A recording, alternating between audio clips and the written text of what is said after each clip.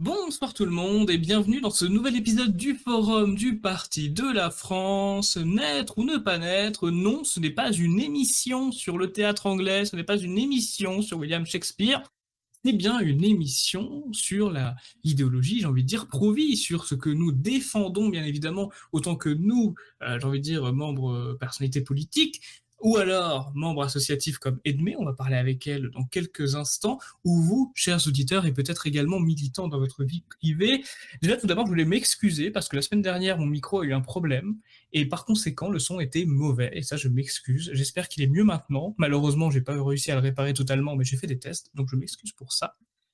Et ce soir, trêve de mondanité, parlons effectivement de ce thème avec tout d'abord Alexandre Simoneau, père de famille nombreuse, délégué général du Parti de la France, catholique assumé. Bonsoir Alexandre, comment allez-vous? Bonsoir Alexandre, écoutez, je vais bien. Je vais bien. Je vous remercie. Je vous avoue que Jean-Marie Le Pen nous a quittés le mois dernier, donc je suis encore un petit peu en période de deuil, mais un deuil offensif, c'est-à-dire je poursuis le combat auquel il nous a initiés, et voilà. Mais c'est vrai que sa disparition, et même si on s'y attendait, ça a été un coup dur pour beaucoup, en tout cas pour ceux qui l'aimaient. Voilà. Et la deuxième invitée, on l'a pas encore entendue sur le forum du Parti de la France. Eh bien, écoutez, c'est une amie du nom d'Irène qui m'a dit il faut absolument faire une émission avec ma responsable. Et oui, Edmé, vous êtes responsable bordelaise de Génération Pro-Vie. Bonsoir Edmé, comment allez-vous? Bonsoir Alexandre, très bien. Je suis honorée d'être invitée pour, euh, pour naître ou ne pas naître. Voilà, très contente et je vais pouvoir échanger avec vous sur l'IVG. Voilà. Nous sommes également contents de vous recevoir, ma chère Edmé. Bien évidemment, si vous nous écoutez sur YouTube, il y aura le lien de l'association, voire l'Instagram, je ne sais pas encore ce qu'Edmé va m'envoyer, directement dans la description de la vidéo, si le mouvement vous intéresse. Mais avant qu'il vous intéresse, on va peut-être demander à Edmé, quand même, la responsable bordelaise, excusez-moi, mais expliquez-nous ce qu'est Génération Pro-Vie pour nos auditeurs qui ne connaissent pas. Quelle est la cause que vous défendez le plus et comment a été créée l'association Génération Pro-Vie? Bien sûr, bien sûr. Alors, tout d'abord, Génération Pro-Vie, comme son nom l'indique, c'est notre génération. Donc, c'est un mouvement de jeunes, généralement des 18-35 ans. On s'engage pour la vie. Notre objectif, c'est de mettre un terme à l'avortement qui est néfaste. On a des actions de sensibilisation. Vraiment, on milite pour la protection de la vie. On aide les femmes aussi pour pouvoir leur permettre de garder leurs enfants. L'objectif final, c'est l'abolition de l'avortement, bien sûr. Concernant la création de la Génération Pro-Vie, c'est Aliette, ma responsable nationale, Aliette Espieux, qui a créé le mouvement en 2021. Parce qu'en fait, on s'est rendu compte, moi je suis pro-vie depuis de longue date, mais responsable depuis pas si longtemps. En revanche, on s'est rendu compte qu'il y a vraiment une grande demande de la part des jeunes, notamment des jeunes de 18, mais même à partir de 15-16 ans, qui demandent plus qu'une marche, parce qu'effectivement, à l'époque, on avait bon, la manif pour tous et puis la marche pour la vie. Mais c'est vrai que c'est important de sensibiliser. C'est pour ça qu'Aliette a créé le mouvement. Elle a été d'abord porte-parole de la Marche pour la vie et maintenant donc responsable de la Génération Pro-Vie au national. Voilà, donc on défend la vie. Ah, on défend la vie. Voilà une très belle phrase. Merci, cher Edmé. Je reviens à vous dans quelques minutes. Et justement, je vais demander à vous, Alexandre Simoneau, délégué général du Parti de la France. Est-ce que le Parti de la France prétend défendre la vie et comment nous nous y prenons? Le Parti de la France est dans dans la lignée directe. Vous voyez, j'ai sorti ma vieille archive de référence. Moi, j'ai une référence en matière de programme politique. Ce sont les 300 mesures pour la renaissance de la France, présentées parce qu'il s'appelait jadis le Front National, en 1993, programme de gouvernement. Et on tourne quelques pages et on voit que ça paraît incroyable maintenant quand on écoute les discours des responsables du RN et consorts. Oui, on défend la vie, on défend le choix de la vie. Et voilà, ce qui est écrit dans ce livre, c'est que évidemment la contraception est un choix de vie privé où l'État n'a pas à entrer. Je vous lis ce qui est écrit. Il n'en va pas de même pour l'avortement qui met en cause un tiers, l'enfant à naître. Et Jean-Marie Le Pen, avec sa grande culture, rappelait toujours sur les plateaux de télévision ce principe du droit romain. Donc ça remonte à très loin. Et je vais vous le dire en latin et je vous le traduirai en français. Infans conceptus pro nato habitur, de quoties commodis adjetur. C'est-à-dire que l'enfant conçu est réputé comme né dès lors qu'il y va de son intérêt. Et vous comprendrez avec moi que l'intérêt de l'enfant conçu, c'est de naître. Et ça a été jusqu'à l'avènement de Marine Le Pen, ça a toujours été dans le programme du Front National. Je pense que c'est une des raisons d'ailleurs de la création du Parti de la France, parce que la première mesure qu'a fait prendre Marine Le Pen lorsqu'elle a pris de l'importance au sein du Front National, c'est de faire disparaître ces mesures pro-vie, je vais dire, anti-avortement. Sa première obsession, lorsqu'elle est devenue vice-présidente et candidate à la succession de son père, sa première obsession, c'était de faire disparaître les mesures contre l'IVG, et ça a continué jusqu'à l'abominable inscription du droit à l'avortement dans la Constitution que, évidemment, Madame Le Pen a voté. Voilà, vous voyez le cheminement de l'abomination, alors que son père, et je rappelle ses paroles parce que je les connais par cœur, lorsqu'il passe à l'heure de vérité en 1984, le soir il fait sa grande percée médiatique, où il demande d'ailleurs une minute de silence pour les victimes des goulags. Il rappelle ces mots très simples.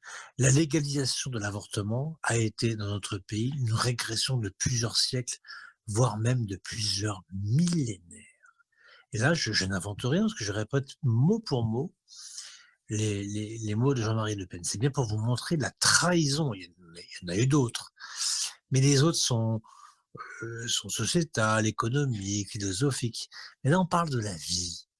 Il ne s'agit pas de noyer des chats, de chatons, vous savez, dans les fermes où il y a ces chatons qui naissent tout le temps, on est obligé de les noyer parce que malheureusement, il y a tellement de monde. On parle d'un enfant à naître, on parle d'une vie. Et non, ça a toujours été le grand combat du Front National et le grand reniement du reniement national. Et dans l'ADN du Parti de la France, qui est pour moi la continuité évidemment du Front National canal historique, c'est la défense de la vie, la défense de l'enfant à naître. Nous ne sommes pas une côte de bœuf ou notre côte, on n'est pas on n'est pas un insecte, on n'est pas une pierre, on n'est pas un minéral. On est une vie. Pour ceux qui croient en Dieu, nous sommes créés à son image, d'ailleurs. Nous avons une âme qui se détache de notre corps à notre mort. Et voilà, il faut défendre cette vie et tout faire pour la préserver. C'est pour ça que, à la suite de cet article, il y avait une merveilleuse proposition dans le programme du Front National qui était de permettre l'adoption prénatale, parce que c'est ce qui était écrit dans ce livre.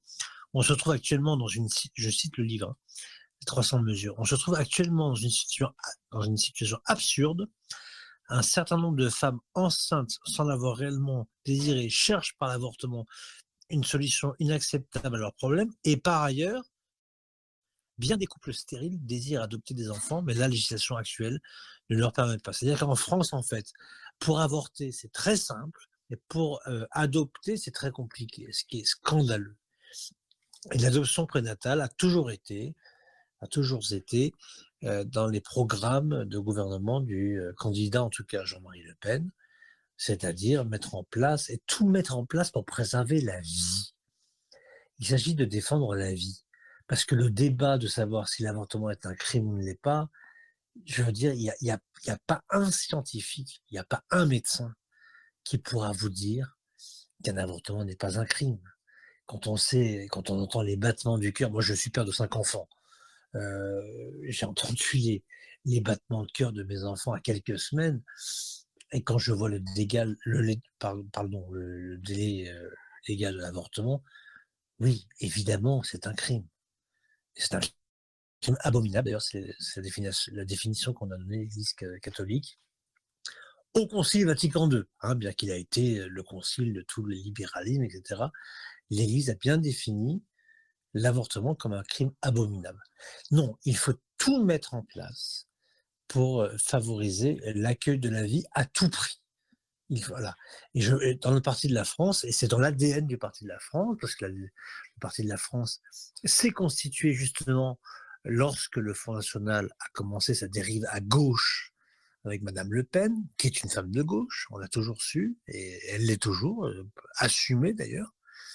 Et ben dans le Parti de la France, son ADN, c'est la défense de la famille et la défense de la vie, qui sont les structures de base de toute société. Et comme disait le saint pape Jean-Paul II, un pays qui tue ses propres enfants n'a aucun avenir, parce qu'il est maudit de Dieu. On ne peut pas tuer les enfants.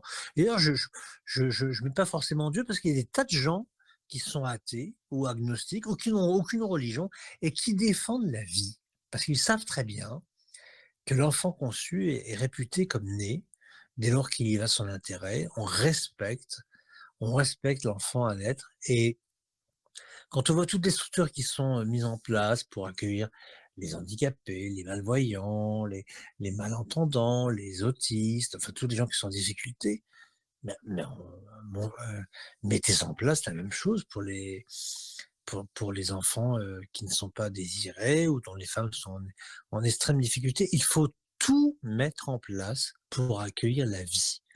Un enfant, je me répète, mais c'est pas un insecte, c'est pas un chaton, c'est pas un poussin, c'est un être humain. Et l'homme a une dimension qui est immense et éminemment respectable. Et voilà, au Parti de la France, nous militons pour permettre l'accueil de la vie et permettre aussi l'adoption prénatale pour ces femmes qui, pour une raison X ou Y, ne pourraient pas garder cet enfant. Ça peut être des raisons familiales, financières, enfin, etc. Il faut tout mettre en place pour faciliter l'accueil de la vie et abolir cette loi abominable de Madame Veil, que Jean-Marie Le Pen, feu Jean-Marie Le Pen, j'ai du mal à prononcer ce mot-là, mais il l'a surnommé l'Immaculée Contraception. Voilà. Il faut accueillir la vie, il faut sauver la vie, il faut défendre la vie, parce que la vie, elle est sacrée. Voilà. Merci beaucoup, Alexandre Simoneau, pour votre réponse. Et oui, mais c'est peut-être pas avec tous les partis politiques que vous entendrez un discours aussi décomplexé, certainement pas au RN. Qu'est-ce que vous pensez de la constitution de la loi Veil et surtout le fait que ça a été soutenu? Ça a été soutenu par une majorité de membres au Rassemblement national et surtout par Marine Le Pen, soi-disant celle qui incarne la droite en France. Bon, bien sûr, vous vous doutez qu'on est contre l'inscription de l'IVG. Évidemment, on est pro-vie. La Constitution, en fait, elle doit protéger tous les êtres humains. Et moi, ce que je vois, c'est qu'il y a deux lois qui sont contradictoires. Une qui doit protéger la vie et une qui tue les plus faibles, qui tue les bébés. 96% des enfants trisomiques sont avortés. 96%, et jusqu'à 9 mois de grossesse avec une IMG. On peut pas accepter une loi aussi mortifère. Et effectivement, de façon en fait générale, hein, les partis politiques, hormis vous et hormis Marion Maréchal à l'heure actuelle, n'ont aucune discussion, en fait, ne veulent pas parler. Je vois en revanche à Bordeaux que certains mouvements comme des syndicats étudiants à droite et l'Action française nous rejoignent dans certaines idées. Ça, c'est une très bonne chose. En revanche, les partis et à droite comme à gauche n'assument pas des valeurs qui sont pourtant en fait fondamentales. Je rejoins Alexandre Simoneau là-dessus. C'est une valeur, la vie, c'est une valeur que tout le monde devrait avoir. C'est un enfant, c'est un bébé, c'est un innocent. Donc en fait, maintenant les partis, je vois bien que le RN n'assume pas ces valeurs qui pourtant sont les valeurs du père de Marine Le Pen. Donc c'est assez désolant de faire une trahison pareille. Voilà, maintenant notre objectif principal, c'est surtout de toucher la population avant de toucher les partis. Moi j'aimerais toucher et sensibiliser les couples, les femmes, qui sont enceintes, et qu'elles entendent aussi notre voix et pas que la voix des plannings familiaux, qui sont gangrénés par la gauche. Voilà, où en fait, on prône l'avortement dans une société où on devrait prôner la vie. Voilà, Là, c'est une question que je peux vous poser aussi pour les personnes qui s'intéressent à votre association. Quel type oui. de personnes sont ciblées par votre association? Quel type de personnes rejoignent Génération Pro-Vie? Est-ce qu'il y a que des femmes, par exemple? Est-ce que vous pouvez développer là-dessus?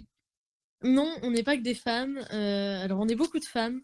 À Bordeaux, je dirais que c'est vraiment une équité, on est autant d'hommes que de femmes et c'est très bien parce que ça doit toucher les 2. Souvent, je parle, souvent, on m'a souvent dit que c'était un sujet uniquement de femmes et que les hommes n'avaient pas leur mot à dire, alors qu'au contraire, la voix des hommes est tout aussi importante que la voix des femmes. C'est quelque chose qui est vraiment très important. Maintenant, au sein de Génération Pro-Vie, les personnes qui nous rejoignent, donc c'est des jeunes, généralement des jeunes étudiants, des jeunes pros, dans les 18-30 ans, des fervents catholiques, mais il y en a aussi qui ne le sont pas. Et c'est important de le savoir, c'est qu'on n'est pas tous des catholiques, voilà, forcément à Génération Pro-Vie, pas du tout. On touche vraiment un peu tout le monde, même des personnes à gauche, je tiens à le préciser. Il y a un peu de tout et c'est ça qui est bien, c'est parce que, en fait, on défend la vie au-delà de ce côté politique. Donc je dirais que c'est des jeunes étudiants, voilà. Voilà, on est des jeunes étudiants et on accueille tout le monde. Tout le monde peut venir, à la Génération Pro-Vie. Voilà. Après c'est vrai qu'on est beaucoup, en tout cas à Bordeaux, à militer, ailleurs. Moi, j'étais militante, anciennement, dans un parti politique. Maintenant, il y en a beaucoup qui militent pas aussi et c'est très bien. Enfin, on n'est pas, moi je déconstruis un peu cette idée qu'à Génération Pro-Vie, on est tous, des militants, on est tous des conservateurs, on est tous des catholiques. Effectivement, on est beaucoup. Maintenant, il n'y a pas que ça et c'est important. Il faut que tout le monde vienne, défendre la vie. Voilà. Merci beaucoup Edmé pour votre réponse. Je reviens à vous, Alexandre Simoneau. Vous avez parlé de beaucoup de choses, on va peut-être en développer certaines. Mais avant ça, on va juste regarder rapidement dans un autre pays parce que vous savez qu'il y a eu des élections relativement récemment de Donald Trump. Donald Trump a fait son investiture le 20 janvier et Donald Trump a fait beaucoup parler de lui, évidemment, sur la question de l'avortement. Enfin, je dis évidemment, pour moi, un président, voilà, c'est un pouvoir fédéral, donc c'est pas un pouvoir étatique. Mais mettons, je sais que le Texas, par exemple, le Texas interdit l'avortement d'urgence, par exemple. Vous pensez quoi de ces hommes politiques d'autres pays? Est-ce que les États-Unis, comme on dit souvent, sont la France avec 20 ans d'avance? Est-ce que les républicains des États-Unis nous montrent la voie sur comment limiter l'avortement démocratisé comme il est aujourd'hui? Non, je constate que sur de très nombreux États, on dit toujours que le poisson pourrit par la tête. Et la vérité, la France, fille aînée de l'Église, c'est quand même, je le rappelle, le pays où Dieu est interdit de séjour. Une séparation de l'Église et de l'État qui a été faite dans des conditions violentes, voire même monstrueuses, et que dans les autres pays, les présidents prêtent serment sur la Bible. Et la Bible, c'est le livre de la vie. Voilà, et je ne suis pas étonné, et je félicite le président Trump pour son combat. Enfin, la vie qui, encore une fois, c'est le combat en faveur de la vie, le combat en faveur de l'enfant à naître. C'est pas un combat catholique, protestant, judaïque, hébraïque. C'est pas un combat de gauche ou de droite. Il s'agit de défendre la vie. Vous voyez, le combat contre, je ne sais pas, l'alcool au volant ou que sais-je, les excès de vitesse ou les incivilités ou la maltraitance. C'est une chose qui doit tous nous rassembler au-delà, bien au-delà de nos clivages, qu'ils soient politiques, religieux. Il s'agit de défendre la vie humaine. C'est une chose sacrée. Ou bien considère qu'un enfant est un être humain le jour de sa naissance, alors il a été conçu 9 mois avant, alors par quel miracle est-il devenu un être humain le jour de sa venue au monde, ou bien on considère que la vie doit se respecter dès la conception jusqu'à la mort naturelle. Et je pense que c'est un combat qui doit bien dépasser le clivage gauche-droite, conservateurs, libéraux, athées, croyants, catholiques. C'est la défense de la vie, c'est au-delà de la défense d'une civilisation. Jean-Paul II appelait ça la culture de mort. Il y a la culture de mort et la culture de vie. Et ça appartient pas à un parti, ça appartient pas à une église ou à un mouvement. Je suis catholique assumé, vous l'avez dit, il n'y a aucun problème là-dessus. Et je suis persuadé que notre Seigneur Jésus-Christ est le Rédempteur de l'humanité, mais il n'y a aucun problème par rapport à cela. Mais je place le combat pour la vie au-delà de tout cela. Parce que pour moi, il appartient au bon sens. Quiconque a été père de famille ou futur papa entend les battements du cœur de son futur enfant bien avant les délais légaux auxquels sont autorisés le recours à l'avortement. Donc ils savent très très bien qu'un cœur qui bat, c'est une vie qui bat. C'est une vie qui est en marche. Et je félicite de tout cœur et toutes celles et tous ceux dans le monde qui mettent en place ces structures d'accueil de la vie, enfin d'aide en tout cas de ces mères en détresse. Parce que le premier réflexe que nous devons avoir lorsque par incident, par accident, par inadvertance, je suis un homme, vous êtes voilà, nous sommes tous des êtres humains avec nos faiblesses et nos qualités. Mais voilà, encore une fois, et au risque de me répéter, tout doit être mis en œuvre pour l'accueil de la vie. D'ailleurs, quand on interroge, à part les vedettes de mauvaise foi, quand on interroge les femmes qui ont eu recours à l'avortement, elles ont toutes été traumatisées. Il s'instaure entre l'enfant et la maman qui le porte une intimité, un amour, une complicité, une douceur pendant 9 mois. Et quand celle-ci est interrompue de manière aussi violente, je ne veux pas dégoûter les auditeurs qui nous écoutent. Enfin, à cette heure-ci, ils sont plus à table. Mais quand on regarde un film comme Le Cri silencieux ou d'autres films, parce que maintenant il y en a plein sur la toile, comme on dit, et je rappelle quand même l'avortement, elle se pratique avec un outillage où on décapite l'enfant, on broie sa tête, on aspire son corps. C'est monstrueux, mais c'est ce qui s'appelle l'avortement.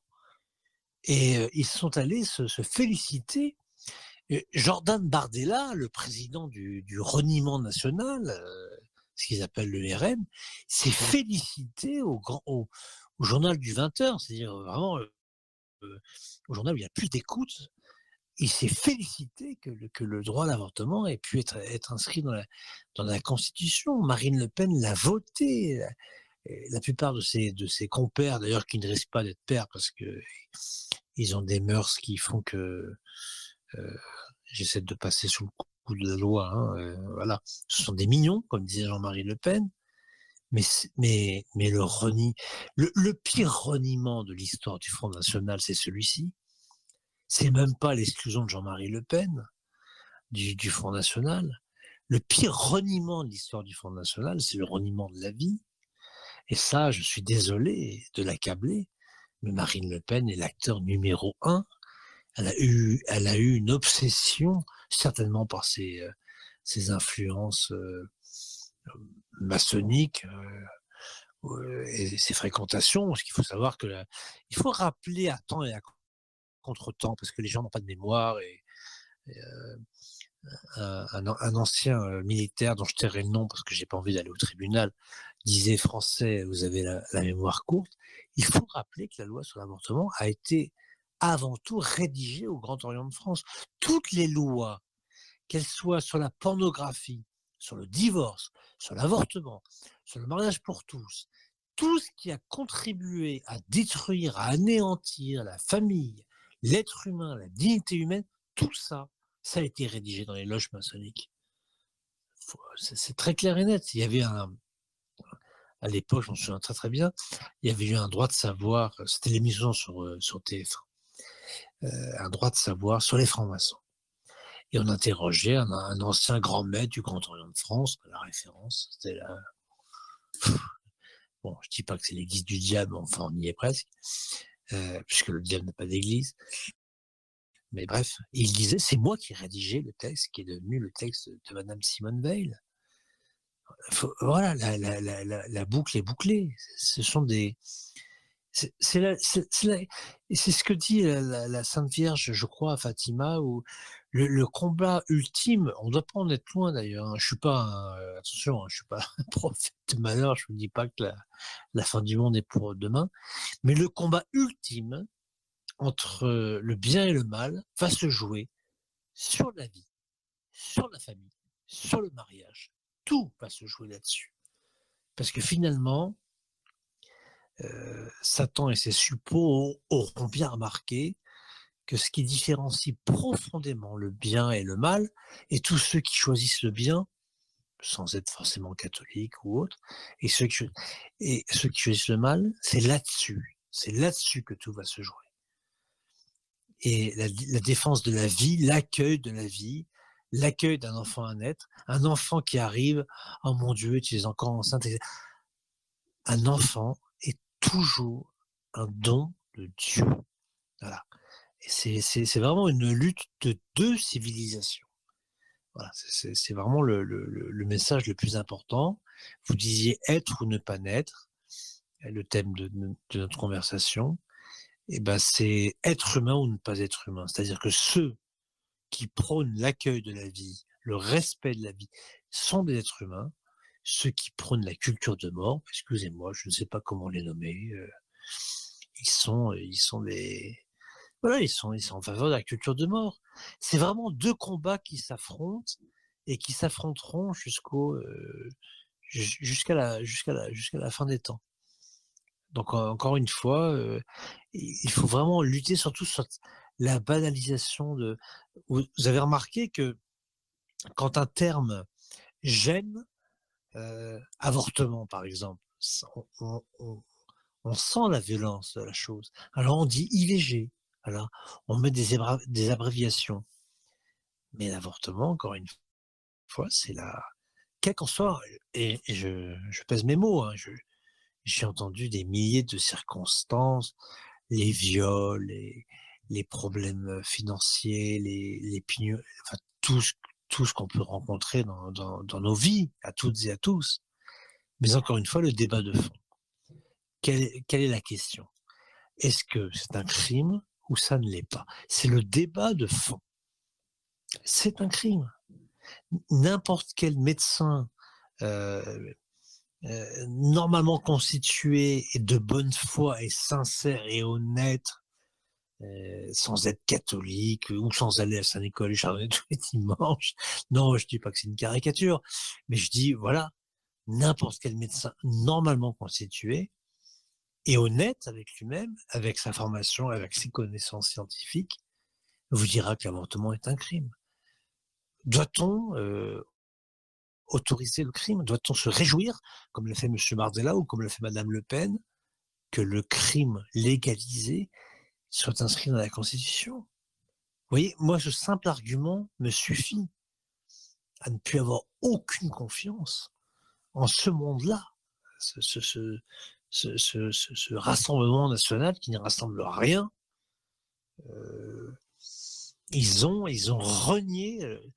Je vous ai dit, juste 10 minutes avant de prendre l'antenne, j'ai sorti les 300 mesures pour la Renaissance de la France parce que, à ma connaissance, en 50 ans d'histoire, le Front National n'avait pas produit un meilleur programme politique.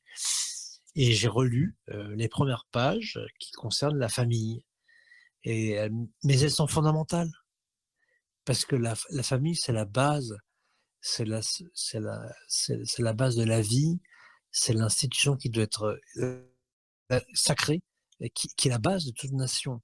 Si on respecte pas la famille, ma foi, par là, enfin non, on respecte plus rien. Puis après, c'est le mariage pour tous, c'est le gender, c'est le transgenre, et puis c'est tout et n'importe quoi. Et non, nous ne sommes pas pour la culture de mort que déplorait Jean-Paul II, nous sommes pour la culture de vie. Et la culture de vie, dans le paysage actuel de la politique française, c'est le parti de la France qui le porte, et d'autres mouvements qui sont tout à fait remarquables, hein, comme les mouvements Pro-Vie ou SOS Future Maman, qui non seulement combattent l'avortement, mais qui aident, et ça c'est tout à fait adorable, j'ose employer le mot, qui aident les mamans non seulement à les dissuader d'avorter, mais qui les aident financièrement et matériellement à assumer la naissance d'un bébé. Une femme qui avorte n'est jamais heureuse de le faire. Une femme qui met au monde un enfant, elle l'est toujours, parce que c'est dans la nature des choses. Et quelle que soit l'origine d'une violence, d'un viol, d'une grossesse non désirée, ou que sais-je, ou d'une soirée alcoolisée, enfin, je vais pas refaire toutes les 36 000 circonstances qui peuvent aboutir à une grossesse non désirée. Mais quand un enfant est là, il est là. Et encore une fois, voilà, nous devons le protéger. Et l'État met en place des tas de choses formidables pour aider et accueillir les handicapés, les trisomiques, les autistes, ou même les gens qui sont handicapés moteurs, qui ont des problèmes de vue, de marche. Et bien l'État devrait faire la même chose pour les enfants non désirés. Voilà, l'État de protéger, c'est son rôle. On lui donne suffisamment d'argent tous les ans avec nos impôts pour qu'il accueille la vie, et non pas qu'il donne la mort, parce que c'est pas le rôle de l'État. Le rôle de l'État, c'est de protéger ses concitoyens, ses administrés, et ces administrés, ils existent dès lors qu'ils sont conçus. J'en reviens au principe du droit romain. L'enfant conçu est réputé comme né dès lors qu'il y va de son intérêt. Un enfant conçu, c'est un enfant.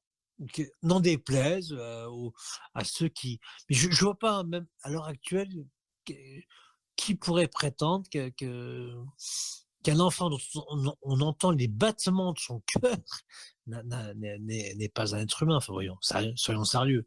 Quand un cœur bat, il exprime la vie, il exprime l'amour, il exprime la joie, il exprime l'espérance, il exprime la volonté d'être ici-bas, et on doit tout mettre en place pour lui permettre de vivre avec nous, tout simplement. Voilà, excusez-moi d'avoir été un peu long, mais voilà. Pas de souci, Alexandre Simoneau. Merci beaucoup pour votre réponse. Alors, Edmé, on vous entend beaucoup, vous tous les deux, dire que vous êtes pro-vie.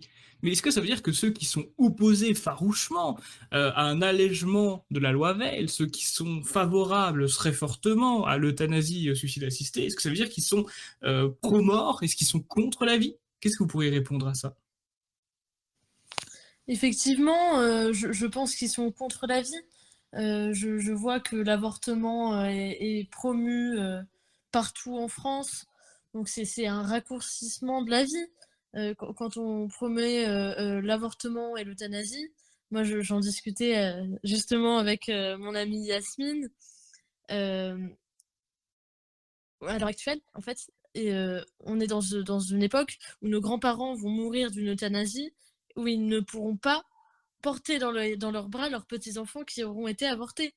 Enfin, pour moi, c'est une loi mortifère, et c'est une civilisation qui, à l'heure actuelle, en tout cas, pas pour tous, mais qui est mortifère, effectivement.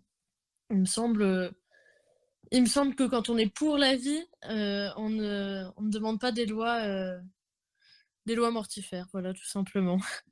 Donc quand on vous attaque, par exemple, j'imagine que ça vous arrive tout comme nous, d'être accusé de réactionnaire, d'être opposé aux droits des femmes, vous dites que c'est une bêtise. Exactement, mais la preuve en est, je suis une femme. C'est moi qui viens parler aujourd'hui en tant que femme. Et je pense qu'en fait, c'est vraiment deux sujets différents. C'est pas parce qu'on s'oppose à la peine de mort d'un enfant qui est, je le dis bien, innocent, malgré un viol aussi, qu'on est contre les femmes. Enfin, ça n'a rien à voir.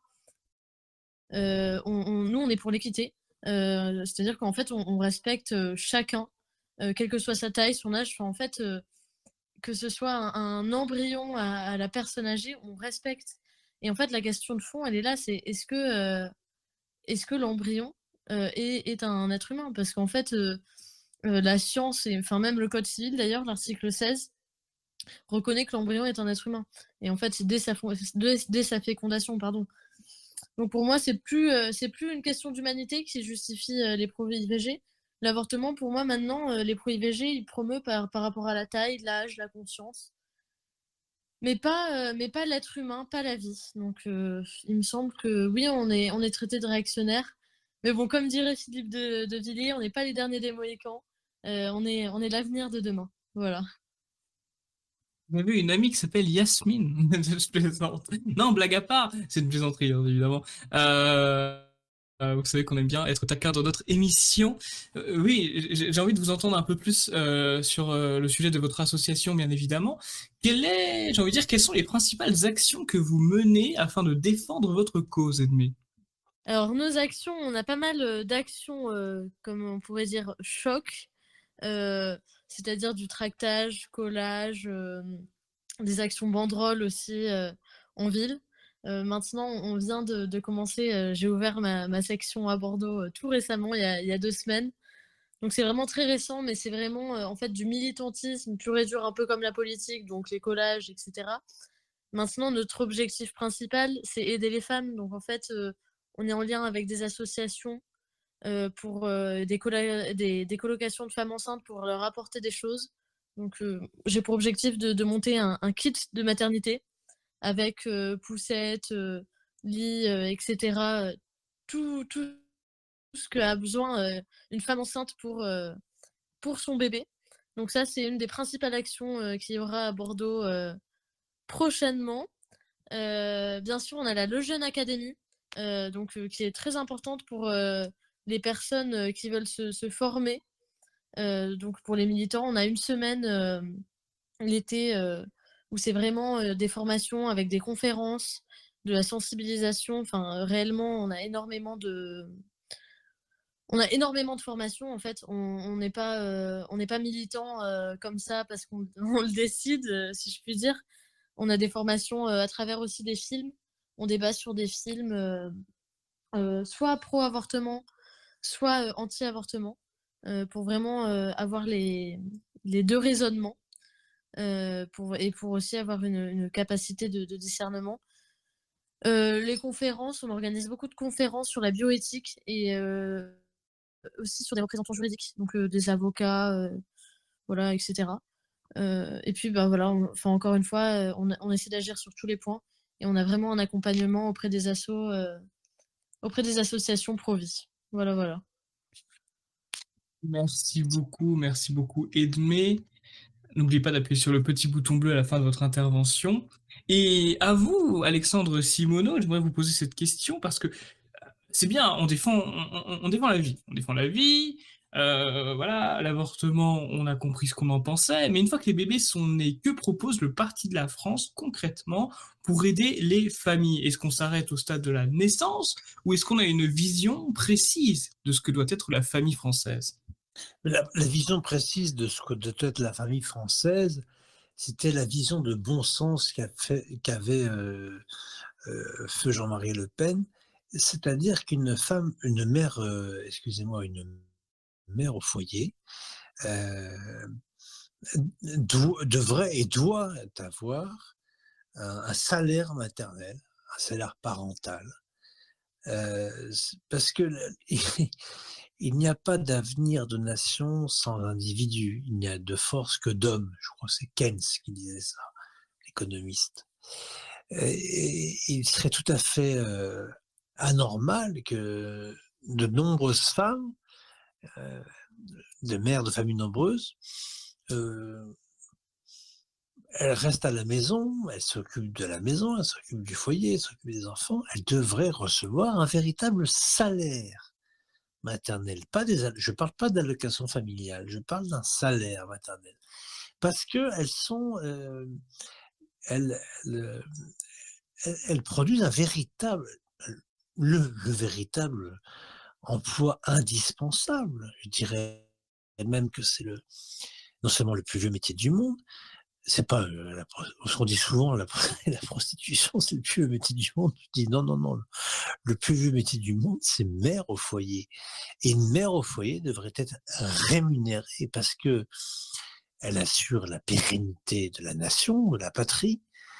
Mais surtout, je rappelle que les enfants de demain seront ceux qui cotiseront nos retraites après-demain, si j'ose dire.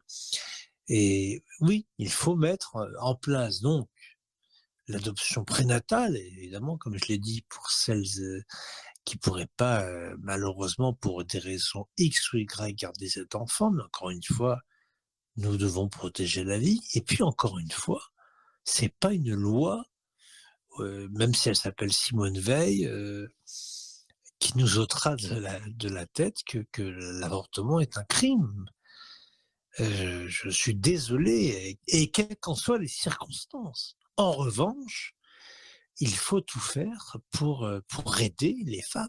Et les femmes au foyer doivent percevoir un salaire maternel, évidemment, au prorata de l'enfant qu'elles ont. Mais c'est encore une fois, je suis un ringard, mais je le resterai. Je suis un le péniste, Jean-Mariste, mais je ne fais que répéter le programme du Front National qui voulait instaurer, bien évidemment, un salaire maternel ou parental, puisque ça pourrait être tout à fait un homme qui reste à la maison pour s'occuper des enfants. C'est pas toujours le cas, en général c'est la maman, mais ça peut arriver. Mais ça me paraît être la meilleure solution, parce qu'il n'y a pas d'avenir sans hommes. L'avenir d'une nation, ce sont les hommes. Et d'ailleurs, il est très étonnant dans notre pays de voir que la natalité est en net recul. En revanche, on s'aperçoit que la démographie augmente. On sait très très bien d'où elle vient. C'est que notre...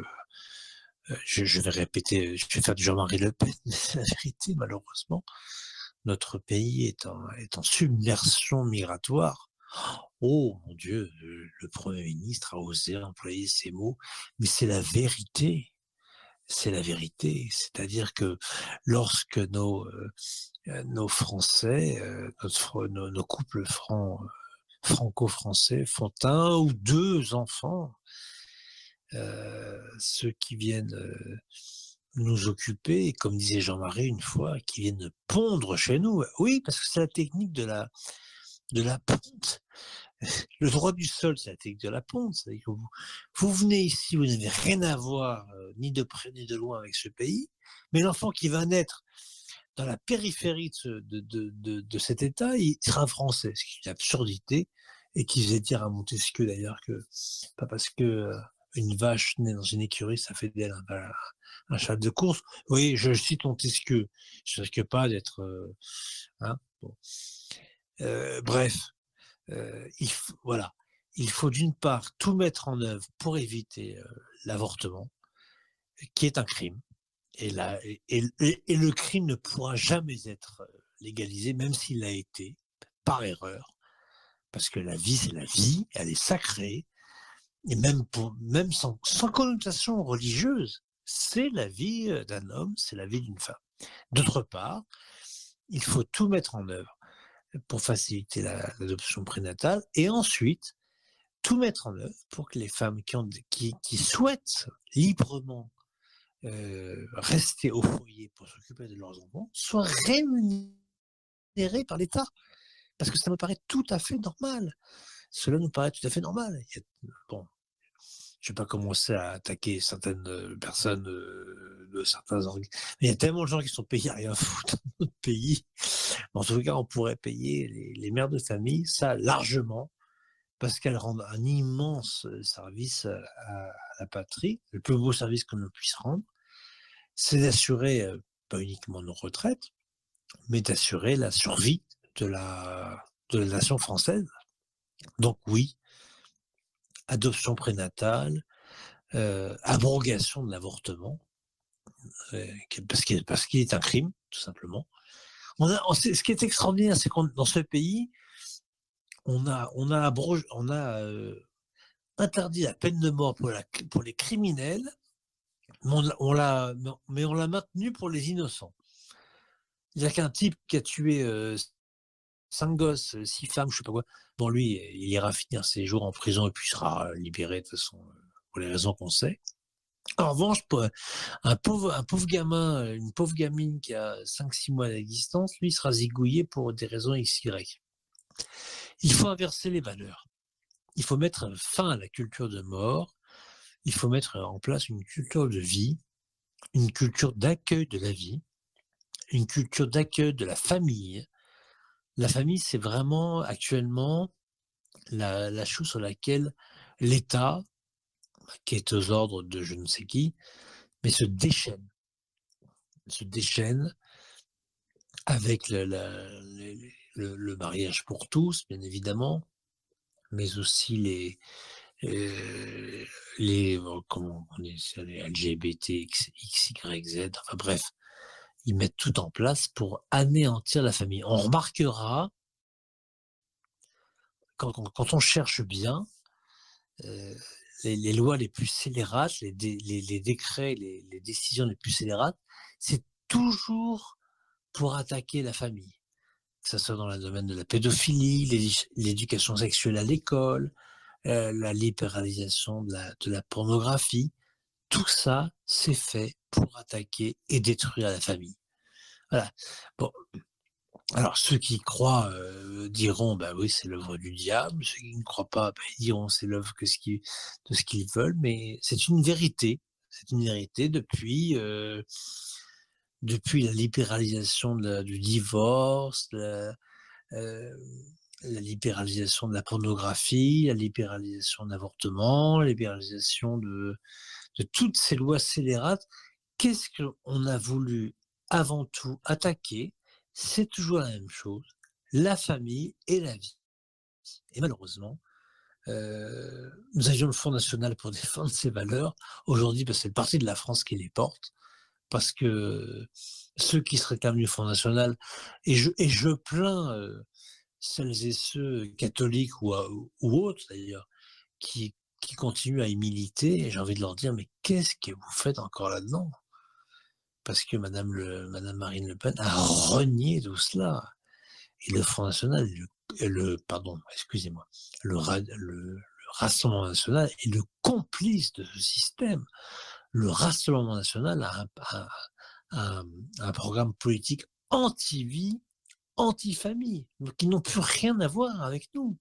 Ils sont du système, avec le système. Et il n'est pas étonnant que d'innombrables membres d'entre eux pointent dans les loges maçonniques. Il faut bien comprendre que tout ça, c'est un combat qui est lié. C'est pas le combat spirituel et le combat temporel ne sont pas dissociés ou dissociables. Et Sainte Jeanne d'Arc en était l'exemple même. Sainte Jeanne d'Arc, c'est la croisée des ordres du ciel et des actions de la terre. Notre pays est la fille de l'Église et par conséquent, elle a évidemment bénéficié de personnages comme Jeanne d'Arc et d'autres, mais elle bénéficie aussi du fait qu'elle est la première à être la plus pourrie. Eh bien non, nous devons nous battre, quelles que soient nos sensibilités, quelles que soient nos chapelles, pour défendre la famille, pour défendre la vie et surtout permettre aux femmes. Il faut aider les femmes. Beaucoup de femmes avortent, pas forcément pour une enfance non désirée ou pour un viol ou pour ce qu'on nous raconte. C'est ce grand argument. Ah oui, tu comprends, pour les femmes qui sont violées. Non. Moi, j'aimerais beaucoup connaître d'ailleurs sur les 230 000 avortements qui ont lieu par an, combien sont dus à un viol. Non, c'est le grand argument. L'argument, c'est que la vie doit être défendue. Et quand un être humain, dont le cœur bat, il doit être défendu, il doit être sauvé. C'est le rôle de l'État. Protéger ses ressortissants. Voilà, tout simplement. Merci beaucoup Alexandre Simoneau pour votre réponse. Mais j'aurais aimé savoir, parce qu'on parle toujours, voilà, on parle de l'avortement, comme si la France actuelle avait décidé de manière presque malveillante de nuire à la vie des Français. Mais est-ce que vous pouvez nous donner, voilà, je ne sais pas, quelques chiffres? Est-ce que vous pouvez nous parler à quel point l'avortement est présent, voire omniprésent dans notre société? Qu'est-ce que vous pouvez nous en dire là-dessus? Effectivement, les chiffres augmentent, année après année. On n'a pas encore reçu les chiffres, pour 2024. Ça ne saurait tarder. En revanche, en 2023, il y a eu 243 623 avortements dans l'année. Et c'est une grande augmentation par rapport à 2022, parce qu'il y en a 8 600 de plus. Donc pratiquement 10 000, c'est énorme. Sachant qu'en Allemagne, qui est un pays voisin, il y a 100 000 avortements par an. Donc c'est quand même la moitié, c'est déjà mieux. Maintenant, effectivement, je reviens sur ce que disait Alexandre Simoneau. L'avortement dû au viol, c'est réellement une minorité. Effectivement, on n'a pas de chiffres réalisés en France pour l'instant dû au viol, tout simplement parce qu'il n'y a pas de sondage. Maintenant, aux États-Unis, entre 2022 et 2024, il y a eu 65 000 grossesses engendrées à la suite de viols. Donc, c'est-à-dire qu'en fait, c'est à peine 10% des viols en États-Unis qui ont été, des avortements dus au viol aux États-Unis. Et c'est rien, 10% en fait. Et objectivement, en France, la plupart des avortements sont pas dus au viol. Voilà. Tout à fait, tout à fait. Et je vais vous poser cette question également, si vous voulez bien. Est-ce que vous avez, vous, la Génération Pro-Vie, des contacts, des collaborateurs avec d'autres associations, j'ai envie de dire en Europe ou partout dans le monde? Je sais par exemple que la Marche Pro-Vie, ça se fait parfois avec plusieurs pays. Est-ce que vous avez des collaborateurs outre frontières? Exactement, dont l'Italie, parce qu'ils sont venus à la Marche pour la Vie, à Paris, où j'étais le 19 janvier. Donc l'Italie est très présente avec nous. Une dame a témoigné, elle était de Génération Pro-Vie à Rome. Elle a témoigné à la Marche pour la Vie. Et maintenant, on est aussi en contact avec la Marche pour la Vie américaine et beaucoup aussi belges. Et donc la Génération Pro-Vie aussi. Et surtout Aliette Espieux, mais la Génération Pro-Vie en général, on est en contact avec l'intégralité des marches pour la vie en fait dans le monde, parce qu'il y a une asso qui regroupe tout, qui s'appelle Pro-Life Global. Et en fait, donc ça met en relation toutes les générations pro-vie de partout dans le monde. Donc effectivement, on a beaucoup de liens avec les autres générations pro-vie. Et c'est très bien parce que ça crée de jolies collaborations. Donc par exemple avec l'Italie qui est venue à la marche pour la vie. Voilà. Ah bah formidable, formidable. Merci beaucoup Edmé pour votre réponse et sur le fait que vous soyez en collaboration avec l'Italie. C'est pas quelque chose dont j'étais nécessairement au courant. Je reviens à vous. N'oubliez pas Edmé d'appuyer sur le bouton bleu à la fin de votre intervention, bien entendu. Alexandre Simoneau, j'aimerais revenir vers vous. Parce que voilà, vous nous avez parlé de la vision de la famille, comme quoi le Parti de la France devait aider les femmes au foyer, les femmes qui avaient des enfants. En Europe de l'Est, d'ailleurs, j'avais vu que plusieurs pays, en Europe de l'Est, par exemple, plus les femmes avaient d'enfants, plus elles pouvaient partir tôt en retraite. Vous en pensez quoi de cette idée? Vous pensez que ça pourrait avoir une pertinence? Je pense que c'est tout à fait naturel. Ça s'appelle le bon sens. Bien évidemment, la femme qui a un enfant et la femme qui en a 9 ne doivent pas être, comment dirais-je, récompensées de la même manière. C'est évident. On n'est pas là pour... c'est pas un concours, hein, c'est pas les Jeux Olympiques. Mais bien évidemment, mais il faut vraiment reconsidérer dans notre pays le métier, parce que quand on arrive à l'administration, souvent, qu'est-ce que vous faites Je suis mère au foyer. Ah bon, vous ne ça rendait folle ma grand-mère. Ma grand-mère avait eu 9 enfants, ma grand-mère paternelle, et quand elle arrivait dans une je sais pas, la Sécu, je sais pas où, elle disait ah bon, vous ne travaillez pas? Et elle disait comment ça, je travaille pas? J'élève 9 enfants. Et voilà. Il faut reconsidérer. C'est vraiment un modèle social à reconsidérer. Encore une fois, on a tout fait pour détruire la famille et la vie, mais voilà. excusez-moi, mais une femme qui fait 9 enfants, ou 11, ou 10, ou 7, ou 5, ou 3, rend plus de service à celle qui fait des photocopies chez Alstom ou chez Peugeot. Enfin, je suis pas là pour dénigrer mais on a tout fait, on a tout mis en place, en fait, pour détruire la famille. Pour libéraliser le divorce, pour le rendre de plus en plus facile, pour détruire le modèle sociétal. Évidemment, quand on institue le mariage pour tous, bon, on se dit finalement pourquoi se marier, puisque les hommes peuvent se marier entre eux, les femmes peuvent se marier. Ça a été un processus décidé dans les loges. Hein. Faut pas croire que je suis obsédé par la maçonnerie, parce que je sais que toutes ces lois scélérates sont rédigées dans la maçonnerie, qui est une œuvre luciférienne. Elle ne s'en cache même pas. Donc, mais il faut tout remettre en place pour que la famille et la femme soient mises à l'honneur. Et vraiment aider les femmes qui veulent fonder des foyers. Parce qu'encore une fois, on rigole à nos âges pas avancés, mais moitié jeunes, moitié vieux. Mais les enfants de demain, ce sont nos retraites. Et puis au-delà de la retraite, parce que l'avenir d'une nation, ce sont ses enfants.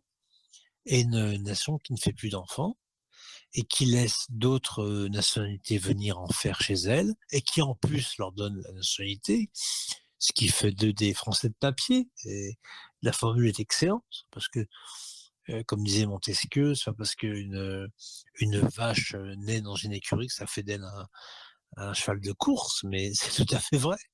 Pourquoi? Parce que vous venez naître en France, ça fait de vous un Français. Enfin, c'est absurde. Il faut rétablir le iuris sanguiné contre le iuris solé, n'est-ce pas? C'est-à-dire le droit du sang contre le droit du sol, parce que naître en France et faire de vous être un Français c'est absurde.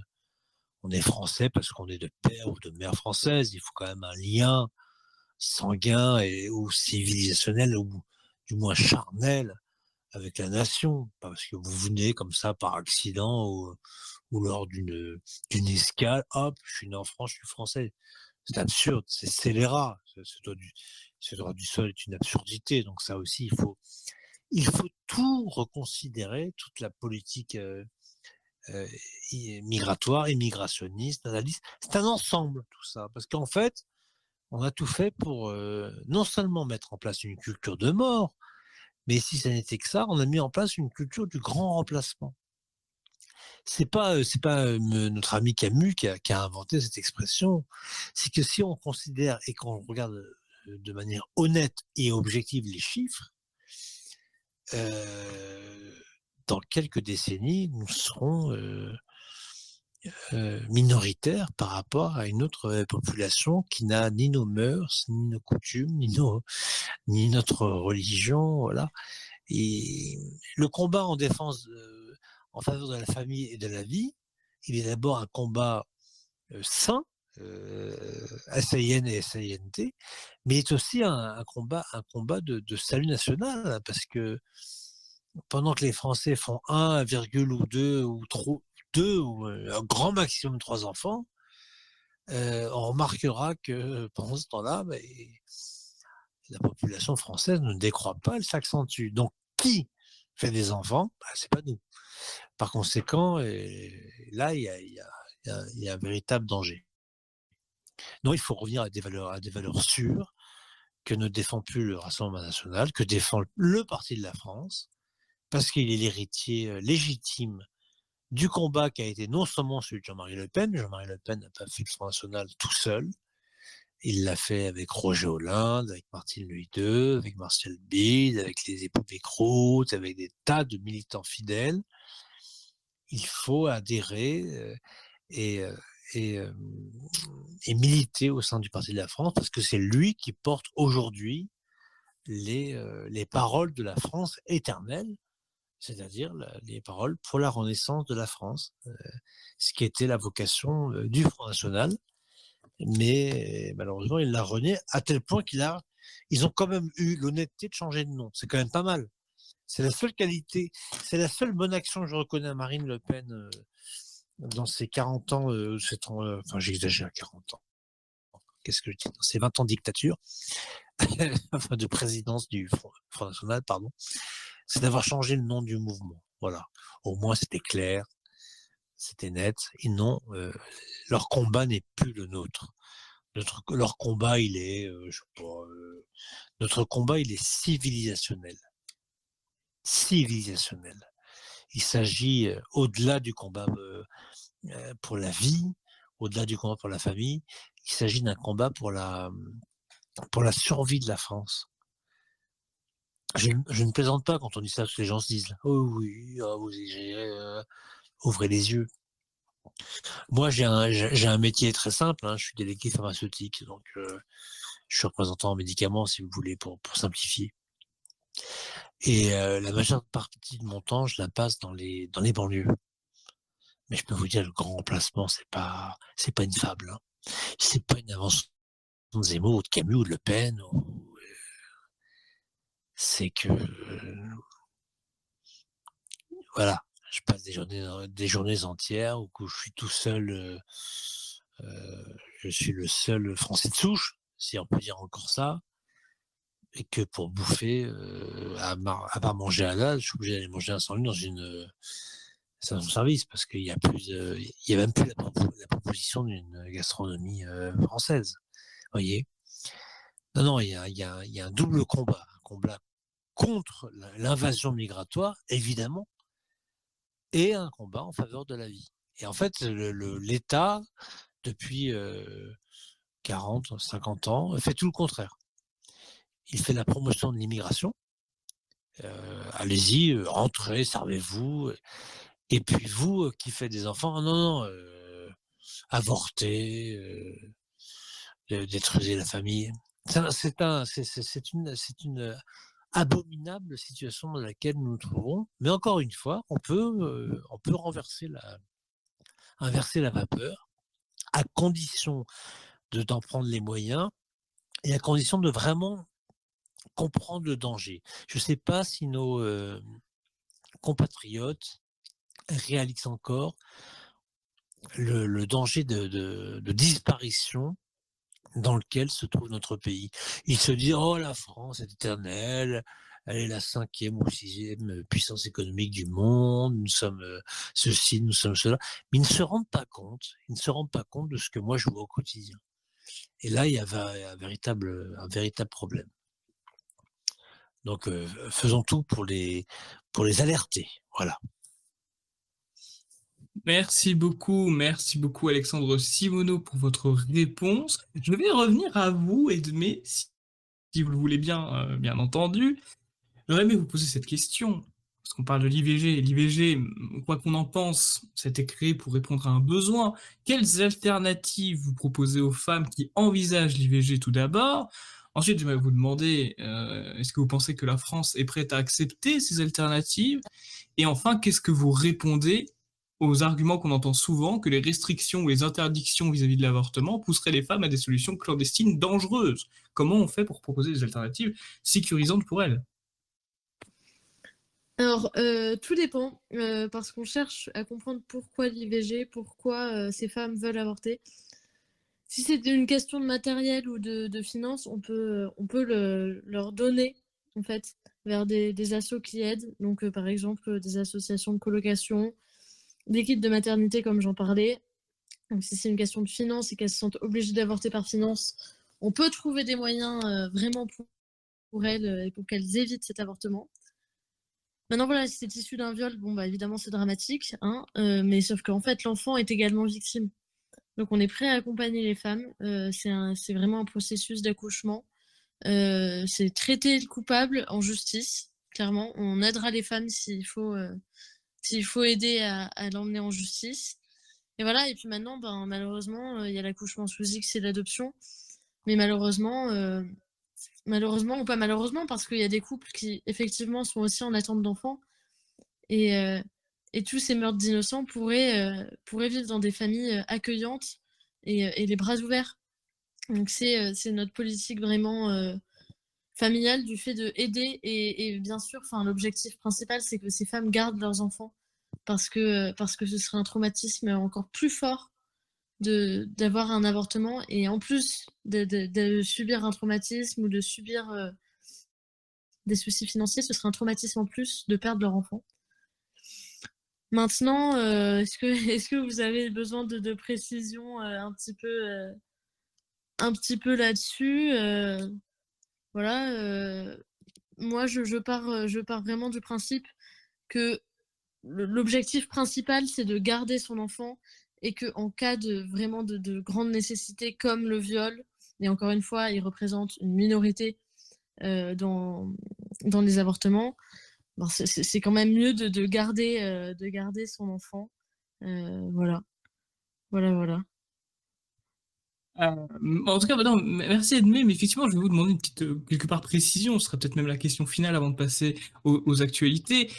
Qu'est-ce que vous répondez tout d'abord aux jeunes, voilà, qui souhaitent s'engager, mais qui existent, puisque les sujets, malgré tout, sont très clivants, ne font pas l'unanimité, et enfin, évidemment, puisque vous vous adressez à nos auditeurs, quel message vous souhaitez leur faire passer pour qu'ils arrêtent d'hésiter à contribuer pour la vie? Alors il faut sensibiliser parce qu'en fait, j'ai remarqué, récemment et puis même aussi, quand je fais des tractages, en ville, que les jeunes ne sont pas informés, en fait. Enfin, c'est-à-dire que, effectivement, au lycée, je vois, avec, le wokisme et le gangrénement de la gauche, qu'il y a énormément d'éducation à la sexualité. Sauf qu'en fait, ils délient 2 choses qui pourtant sont quand même, principales, c'est la sexualité et la procréation, en fait. Enfin, ça a un lien et ces personnes, enfin ces adolescents et ces enfants, ne sont pas au courant de tout ça. Donc d'abord, c'est une sensibilisation à faire et moi je leur dis, il faut s'engager avant que ce soit trop tard parce que vraiment, quand si j'ose dire, quand on sera sur notre lit de mort, il faudra pas regretter et on doit pas être ceux qui payons le silence en fait face aux barbares de et au face au meurtre barbare de ces innocents parce que enfin c'est un meurtre. L'avortement est un meurtre et je le dis et je le répéterai toujours et on ne se taira pas. C'est un meurtre, c'est une vie qu'on enlève. D'ailleurs, Simone Veil, je tiens à le préciser, disait qu'il faut que cela reste une exception. L'exception maintenant est dans la Constitution. Donc je n'appelle plus ça une exception, maintenant c'est un droit fondamental de notre société. C'est assez affreux. Maintenant, en fait, si on sait ce que c'est l'avortement, le démembrement d'un enfant et qu'on ne dit rien, vraiment, on est les coupables, autant que les médecins qui avortent, en fait. On ne peut pas se permettre de savoir ce que c'est et d'être pour. C'est pas possible. Maintenant, on n'est pas des arriérés, comme je l'ai dit. On est l'avenir de demain. C'est l'heure qui est à l'engagement, au courage. Et vraiment, enfin, en fait, on est les héros de l'avenir de notre France. Et c'est très important de s'engager pour la vie et de pas être contre. Enfin, il faut être contre en fait. Il faut être contre cette loi mortifère. Il faut être contre toutes les personnes qui nous disent mais avorter. Et moi, c'est pour ça, enfin, mon objectif vraiment principal et c'est un peu le mot le plus important, c'est on doit faire de la prévention et aussi au sein des plannings familiaux parce que les plannings familiaux aujourd'hui demandent l'avortement. Quant à moi et quant à tous les autres de la génération Pro-Vie, on le rejette cet avortement. Donc on doit donner notre parole aux personnes qui hésiteraient à nous rejoindre et aussi aux personnes qui hésiteraient à avorter. Voilà. Voilà, voilà. Voilà, voilà, merci beaucoup, ma chère Edmé, pour votre réponse. Plus d'une heure d'émission, le thème a été quand même, je pense, très bien traité. Vous avez la vision du Parti de la France, vous avez la découverte de l'association Génération Pro-Vie. Attention, Edmé a bien coupé votre microphone. Et bien évidemment, il y aura des liens dans la description si vous souhaitez vous intéresser davantage à cette association avec qui j'ai eu le plaisir de ce soir de collaborer avec la référente, avec la responsable de Bordeaux. Voilà, j'ai envie de dire merci beaucoup Edmé pour votre collaboration. Vous savez, nous aimons la collaboration ici. Et justement, puisque nous parlons d'un ancien temps, je sais qu'Alexandre Simoneau, vous me parliez hors antenne, puisque nous passons aux actualités actuellement.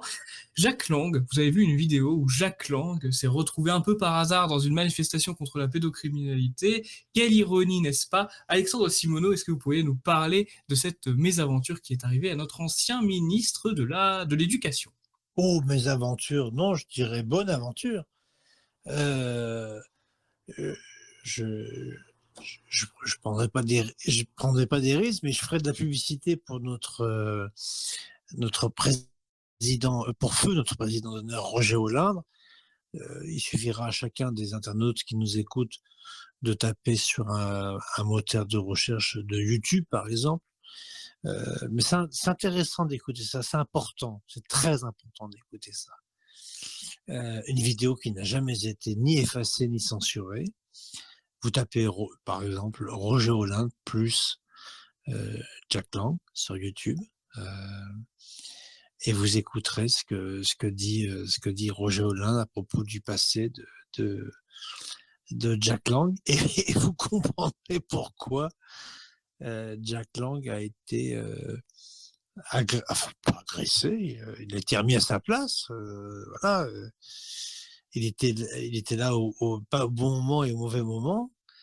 Mais enfin, blague à part, enfin, il avait quand même co-signé une tribune à l'époque où tout le monde se croyait autorisé à signer tout et n'importe quoi. Il fait partie de cette race de gens qui pensent que tout leur est permis, du moment qu'ils sont de la renommée, qu'ils ont du fric.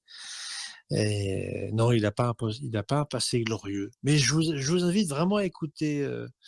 Vous allez sur YouTube, vous tapez Jack Lang plus Roger Hollande, ou au contraire, Roger Hollande plus Jack Lang, et vous aurez une vidéo qui n'a jamais été censurée. Et où Roger, d'ailleurs, répète 2 ou 3 fois, d'ailleurs, dans son discours, que l'on m'arrête à la sortie de cette salle. Si ce que je dis n'est pas vrai, on l'a jamais arrêté. Enfin, maintenant, il est mort, mais même à l'époque. Parce que Jack Lang a un passé qui est loin d'être glorieux, pas plus que celui de Monsieur Kouchner, que Monsieur Cohn-Bendit, ou que Monsieur... c'est marrant, ils ont un point commun que je ne dirais pas, parce que je me retrouverai devant la 17e correctionnelle, mais ou M. Polanski, ou voilà. Et vous verrez que des gens se permettent, sous prétexte qu'ils appartiennent à une certaine élite, on va dire. Voilà. On est obligé de parler en langage codé maintenant en France. Je serais aux États-Unis, je pourrais parler comme je veux, c'est un pays de liberté. Mais ou M. Kouchner, la famille de M. Kouchner, mais vous comprendrez pourquoi M. Jack Lang a été bousculé. C'est pas à tort ou à raison, c'est à raison. J'étais ravi, moi, qu'il soit remis à sa place. Il a toujours été un adversaire de Jean-Marie Le Pen et du Front National, un adversaire résolu. Et d'ailleurs, pour la petite anecdote, lorsque Alain Delon a reçu je crois que c'était sa médaille de chevalier alors peut-être que je me trompe, de l'Ordre national du mérite ou de la Légion d'honneur, bref, peu importe. Il avait invité, parmi ses invités, Jean-Marie Le Pen. Alors Jack Lang, ministre de la Culture à l'époque, était extrêmement gêné.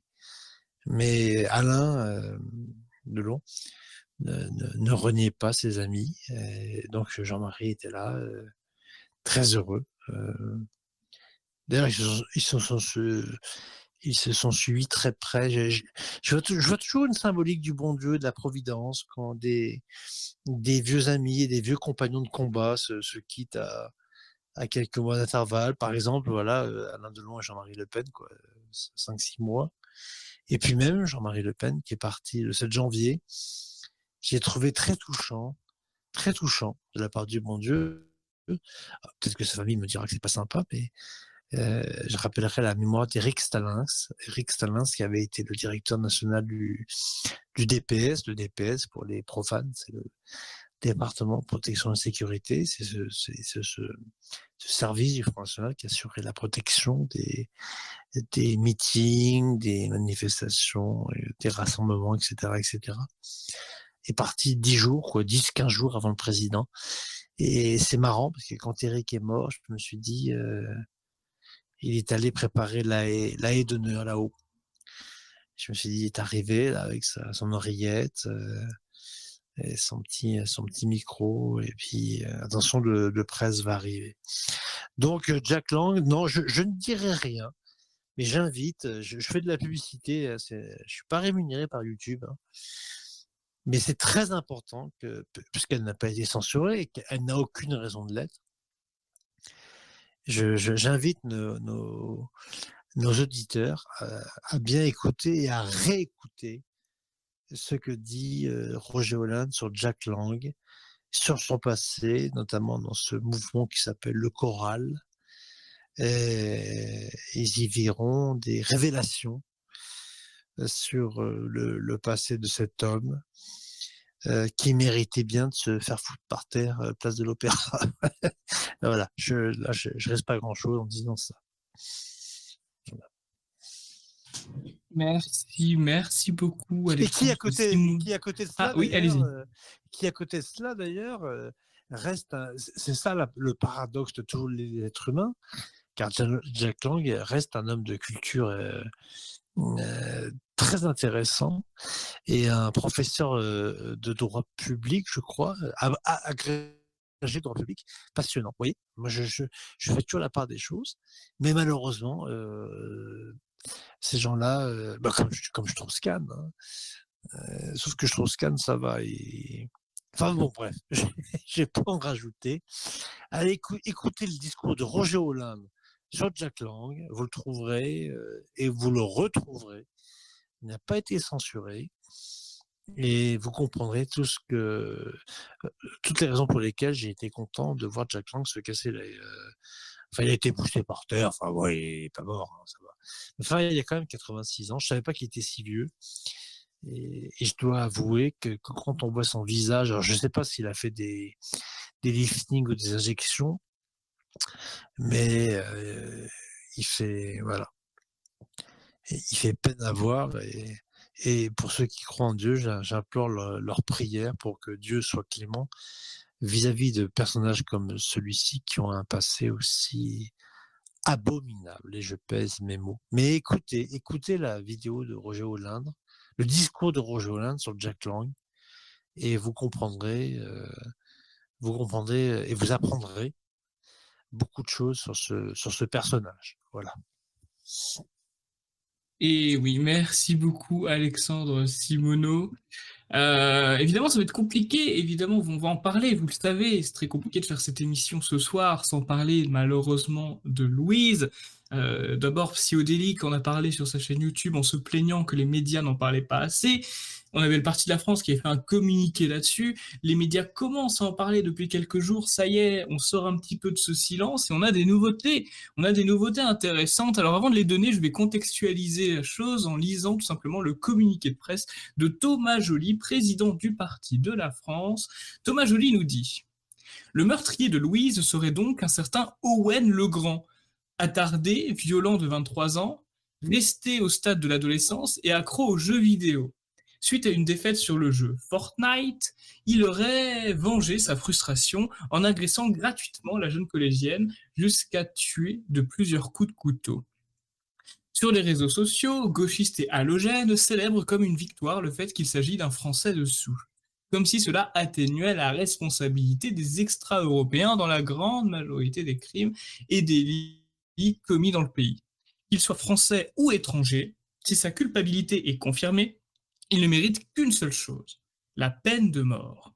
Contrairement à d'autres communautés qui aiment tant se victimiser et trouver des circonstances atténuantes à leurs pauvres légionnaires, même s'ils ont commis des crimes abominables, la plupart des Français ne ressentent aucune solidarité pour les monstres d'origine européenne. Et oui, c'est une différence avec eux.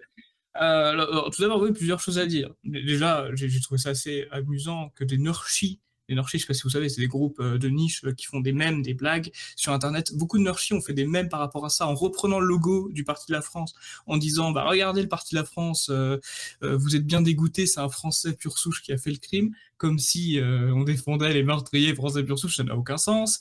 Mais bon, il y a quand même du contenu sur ce Owen Legrand qui a circulé. Ça me paraît assez évident que ce Owen a été arabisé mentalement. Ça me paraissait évident que ses meilleurs amis n'étaient pas Jean-François et Jean-Eudes, mais plutôt Abdel et Mamadou. Ça me paraissait quand même assez évident que lorsqu'on est accro à un jeu tel que Fortnite, quand on a 23 ans, et que son objectif dans la vie c'est de faire top 1 sur ce jeu de demeurer, bon, on n'est pas face à quelqu'un d'intellectuellement blanc, si vous voyez ce que je veux dire. Donc, je ne comprends pas cette joie de la part des gauchistes. Est-ce que vous la comprenez, Edmé? Vous m'entendez? Oui. Très bien. Écoutez, moi, après Lola, Philippine, Thomas et toutes les personnes qui ont été tuées par l'immigration, et pas tous d'ailleurs, à l'heure actuelle, je suis un peu désolée de voir tous ces jeunes enfants qui sont tués. Et je vois bien qu'effectivement, c'est un jeune homme qui est français de souche. Pour autant, effectivement, ça n'excuse rien, ça n'excuse en rien. Maintenant, vraiment, je suis désolée, je suis désolée de voir tous ces meurtres, et en fait, je le relie peut-être à l'avortement, mais je vois à l'heure actuelle qu'il y a un nombre abominable de meurtres suite à l'avortement, mais il y en a aussi d'abominables suite aux adolescents qui sont tués par l'immigration et par des jeunes hommes de 23 ans qui jouent encore aux jeux vidéo, qui sont eux-mêmes encore des adolescents, je dirais. Voilà, donc bon, bah, ça me désole, hein, écoutez, voilà. Moi, je n'ai pas forcément le même discours. Vous savez, je ne suis pas quelqu'un d'hypocrite. Hein. Je dis ce que je pense. J'ai critiqué effectivement le fait d'avoir comme seul objectif dans sa vie, par 23 ans, d'être faire top 1 sur Fortnite. Je suis moi-même joueur de jeux vidéo, je tiens à le dire. Et parmi nos auditeurs, il y a des joueurs de jeux vidéo. J'ai fait une émission même sur les jeux vidéo avec Daniel Conversano qui joue aussi de temps en temps. Le jeu vidéo, c'est un média, c'est un plaisir, c'est un art au même titre que le cinéma, que la photographie, que tout ce que vous voulez. Et par conséquent, ce que je critique, c'est pas le fait de jouer aux jeux vidéo.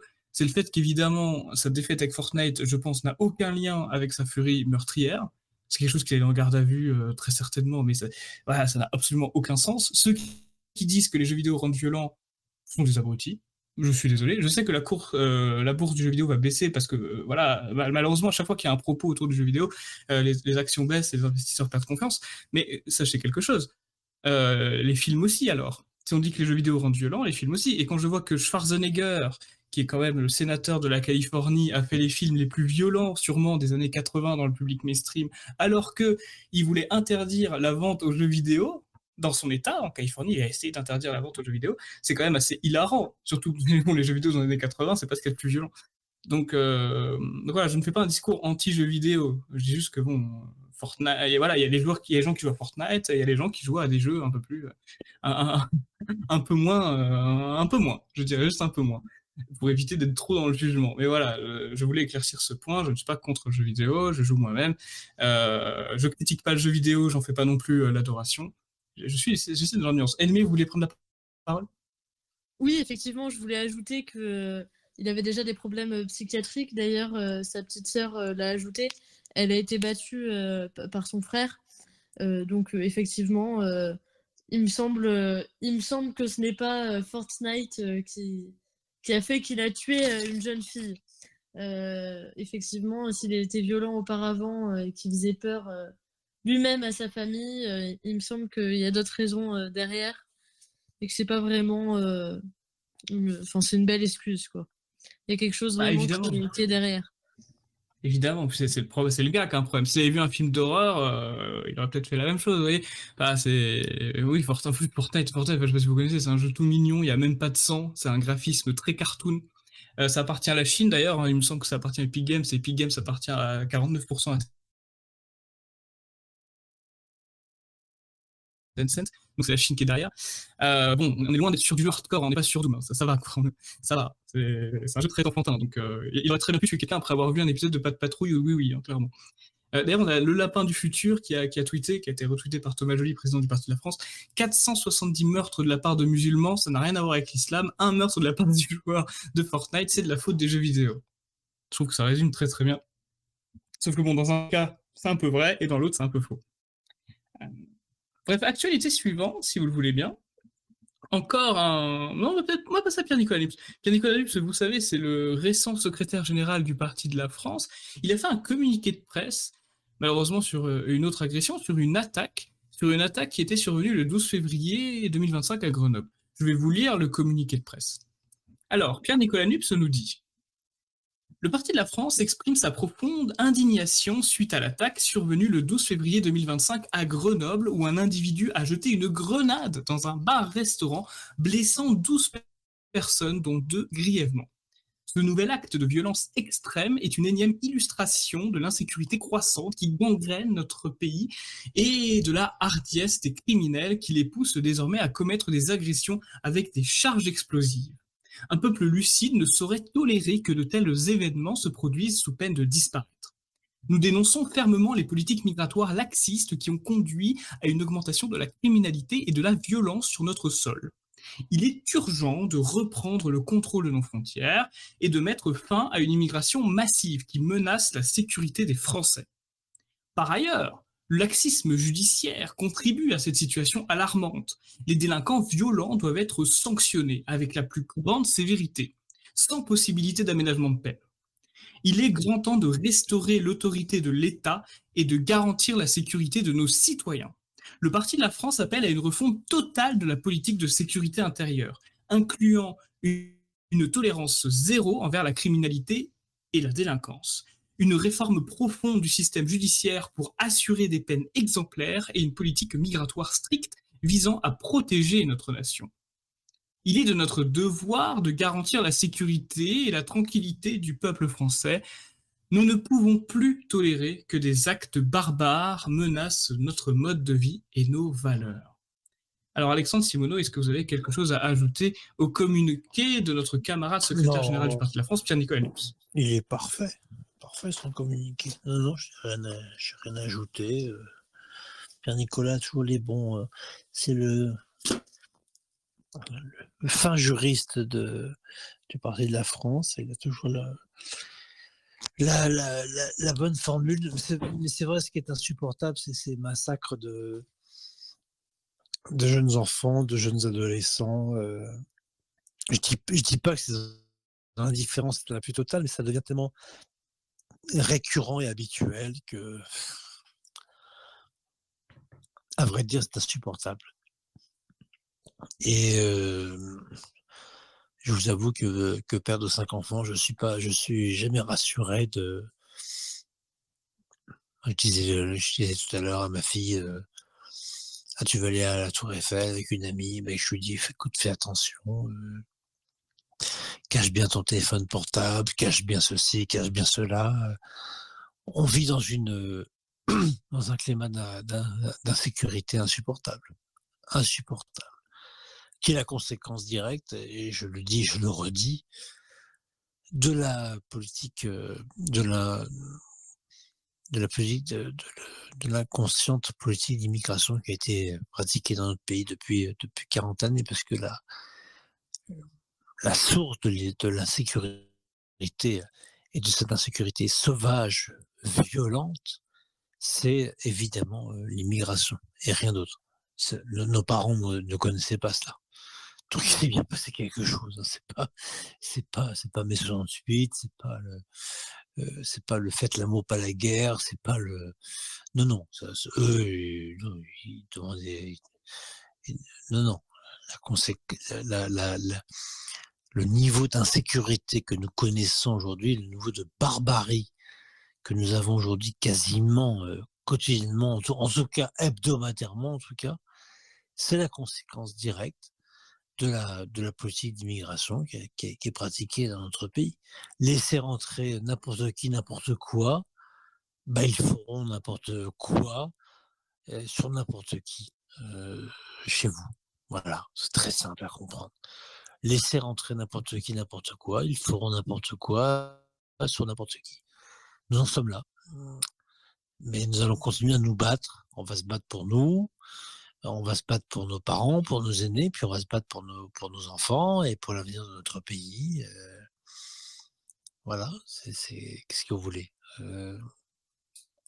Surtout ne pas déserter le combat, parce que sinon c'est la fin de tout. Donc, comme dit Jean-Marie Le Pen, l'avenir commence toujours demain. Par conséquent, au combat. À cheval, comme il disait. Dès qu'il partait quelque part, il disait à cheval. C'était sa grande expression. Je dois avouer que je la fais mienne plusieurs fois dans la journée quand j'ai un petit coup de barre, un petit coup de fatigue. Je me dis à cheval. Voilà. Merci beaucoup Alexandre Simoneau pour votre réponse. Peut-être une cause, je ne sais pas si c'est une cause, mais vous savez, il y a eu des histoires depuis plusieurs mois sur la présence de stupéfiants, de drogue, de cocaïne, de LSD, d'héroïne au Sénat notamment, mais aussi à l'Assemblée nationale. Et Thomas Joly a tweeté sur ce sujet en disant « Certains députés s'étranglent d'indignation parce que la fausse rebelle et très conformiste journaliste du service public Élise Lucet a voulu les soumettre à un test de dépistage de drogue à l'Assemblée nationale. Le rapport aux stupéfiants de nos parlementaires pourrait pourtant être très révélateur de leur positionnement politique au regard du fléau que représente le trafic et la consommation de drogue. » Voilà, alors je ne sais pas si vous voulez réagir là-dessus, Edmé notamment, mais c'est quand même assez amusant. Enfin, c'est assez amusant. Non, c'est triste, évidemment, la présence de drogue dans les assemblées, c'est assez triste. Mais refuser de faire des dépistages, bon ça m'étonne guère. Disons que ça m'étonne guère. Peut-être Alexandre Simon. Oui, Edmé, allez-y, je vois que vous allumez votre micro, je vous laisse parler. Oui, c'est assez logique en fin de compte quand je vois que certains n'assument aucunement leurs valeurs et n'assument pas ce qu'ils disent. Ça ne m'étonne pas qu'ils refusent ces dépistages. Je vois bien que et dans tout l'échiquier politique actuellement à l'Assemblée, personne n'assume vraiment ce qu'il pense. Donc ça m'étonne absolument pas qu'ils refusent ces dépistages, voilà. Et ça ne m'étonnerait pas non plus qu'ils se droguent un peu vu leurs paroles, surtout dans un certain échiquier politique, plutôt à gauche. Voilà. Oui, tout à fait, tout à fait. Actualité internationale maintenant, j'en ai deux, États-Unis et Allemagne. Alors d'abord, on va commencer par l'Allemagne, les États-Unis, excusez-moi, je fais un petit lapsus parce que c'est vrai que les États-Unis, pour beaucoup, c'est des Germains anglophones et ils n'auraient pas spécialement tort. Surtout qu'on va parler de Donald Trump, actuel président des États-Unis. Alors Thomas Joly nous dit Donald Trump tient ses promesses et face à la crise ukrainienne, il ne déroge pas à cette règle. Alors que Joe Biden et les dirigeants européens, notamment Emmanuel Macron, ont alimenté le conflit avec des politiques irresponsables, Trump cherche à imposer une paix rapide. Biden et les Européens ont joué avec le feu, attisant les tensions par leurs sanctions inefficaces et leurs discours belliqueux. Mais Trump, avec sa vision pragmatique, ramène les belligérants à la table des négociations. Il impose un dialogue, mettant fin à la danse macabre de la guerre, par la force de son leadership et son absence de naïveté diplomatique. Sous Biden, le conflit s'en est enlisé, devenant un marécage de mort et de destruction. Trump, lui, offre une issue, une solution rapide et efficace, car il sait que la grandeur d'un pays se mesure aussi par sa capacité à apporter la paix et non à entretenir le chaos. Il impose, par sa fermeté et son réalisme, une paix que les idéalistes et les politiciens de salon ont rendue jusqu'alors impossible. Alexandre Simoneau, figurez-vous que il y a 2 semaines, j'étais avec Jérôme Bourbon, directeur du Rivarol. On a fait une vidéo ensemble, qui a bien marché, d'ailleurs je crois qu'elle a 9000 vues, elle a plutôt bien marché. Et Jérôme Bourbon, il me montre un journal de 2004. J'ai pas dit 2014, j'ai dit 2004. Où Jean-Marie Le Pen donne une interview dedans, et il dit, déjà en 2004, que l'Ukraine se fera envahir par Poutine si l'Occident se montre trop hostile à son égard par le biais de l'OTAN. On est quand même en 2004. Déjà qu'en 2021, absolument personne ne croyait que Poutine allait attaquer l'Ukraine, et Jean-Marie Le Pen le dit en 2004. C'est vraiment le visionnaire qu'on pense qu'il est. Alexandre Simoneau. Est-ce que vous avez une réaction là-dessus? Jean-Marie Le Pen avait toujours il me disait d'ailleurs, je me reproche de toujours avoir raison, d'avoir toujours raison avant les autres. C'est vrai qu'il avait une vue il voyait les choses de très loin, il avait une très juste analyse des situations géopolitiques. Il était évident que cette affaire d'Ukraine arriverait, parce que ce que disait Jean-Marie, il disait l'Ukraine leur appartient un petit peu à la Russie. Enfin bref, j'espère que tout cela va se résoudre, pas dans le sang, mais dans la bonne entente. Mais il est vrai que dans tous les domaines, que ce soit le sida, le mariage pour tous, l'avenir de l'Europe, l'immigration, la démographie, l'insécurité, Jean-Marie avait une vue très lointaine. Certainement son expérience de la vie. Et non, il avait une fine analyse, une justesse, et puis il se posait surtout pas la question de savoir, oh, est-ce que si je dis ça sur ci, est-ce que je vais pas déranger lui, et puis si je dis si sur ça, est-ce que ça va pas le gêner? Il s'en foutait mais complètement. Il avait une fine analyse des événements, des choses. Il sentait les choses. Il sentait les hommes. Il sentait les personnes, les personnages, les pays, les populations. Il avait oh, j'ai pas dit que c'était un prophète, attention, hein. Mais il avait une fine analyse, une fine vision. Il avait quand même une expérience, hein. Il avait participé à plusieurs guerres. Il avait connu la Seconde Guerre mondiale, qui lui a arraché son papa quand même, ce qui a fait de lui un homme alors qu'il n'avait que 14 ans. Et il avait une analyse toujours très juste, très clairvoyante il sentait, voilà, je dis encore une fois, c'était pas un prophète, il avait le bon sens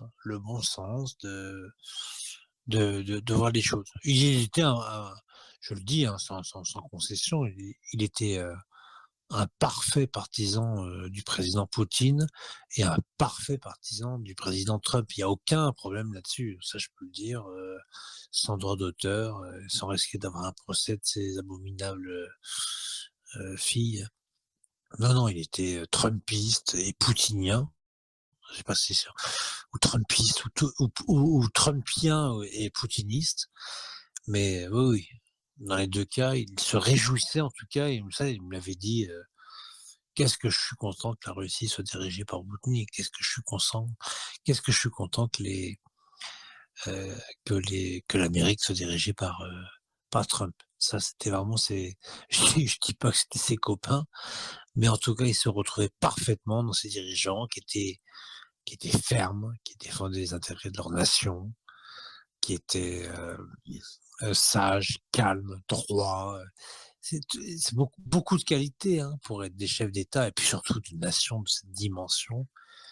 Mais il était profondément attaché à Trump et à Poutine. Voilà. N'en déplaise à ceux qui diront le contraire, je le dis et je le redis ce soir, Jean-Marie Le Pen était inconditionnellement, était un inconditionnel soutien de Donald Trump et de Vladimir Poutine. Voilà, c'est dit, c'est fait, et c'est la vérité.